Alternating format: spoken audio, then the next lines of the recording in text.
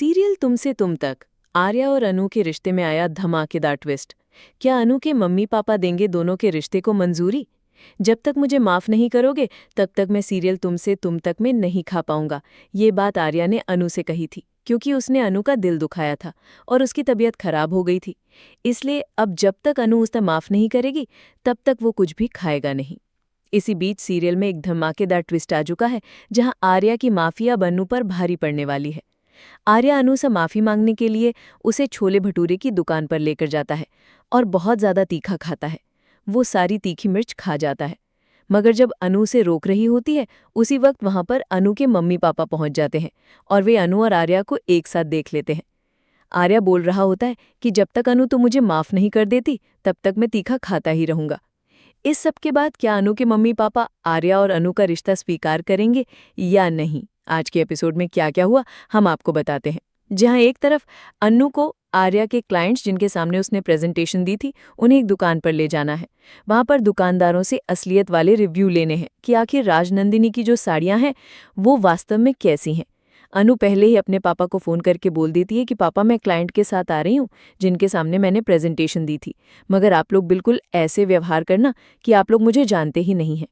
अनु उन क्लाइंट्स को लेकर अपने पापा की दुकान पर चली जाती है जहां आप गोपाल जी बहुत ही अच्छी तरीके से राजनंदिनी की साड़ियों के बारे में बताते हैं। वहां पर सर्वेयर को साड़ियों की परफॉर्मेंस बहुत अच्छी लगती है। तो वहीं दूसरी तरफ बेचारा आर्या, वो तो बहुत ज़्यादा परेशान है इस बात को लेकर क्योंकि उसने अनु को हर्ट चुकी है। दूसरी तरफ मीरा उसे आगे का शेड्यूल बता रही होती है। तभी आर्या का ध्यान अनु पर अटका हुआ है। आर्या पूछता है कि अनु कहाँ है? वहीं मीरा बोलती है कि वो क्लाइंट के साथ सर्वे करने के लिए गई है। तब पहले तो मीरा से बोलता है कि मुझे अनु की लोकेशन पता करो और बताओ कि अनु कहाँ है असल में। अभी जहाँ मीरा साफ साफ मना कर देती है कि सर मैं आपके लिए काम करती हूँ, अनु के लिए नहीं, और वो वहाँ से गुस्से में चली जाती है। जिसके बाद अब झेंडे के पास जाता है और पता करता है कि अनु कहाँ है, फटाफट बताओ मुझे। जहाँ पर अब झेंडे पता करके आर्या को बताने वाला है कि वो तो अपनी दुकान पर है, उसकी लोकेशन उसके पापा की दुकान पर है। जहाँ पर अब आर्या एकदम से वहाँ से जाने लगता है तो वहां पर झेंडे बोलता है कि नहीं सर आप नहीं जा सकते, आपकी जान को खतरा है, अब यहाँ से नहीं जा सकते। तो वहीं अब झेंडे से आर्या बोलता है कि कुछ चीज़ें झेंडे खुद ही सॉल्व करनी पड़ती हैं।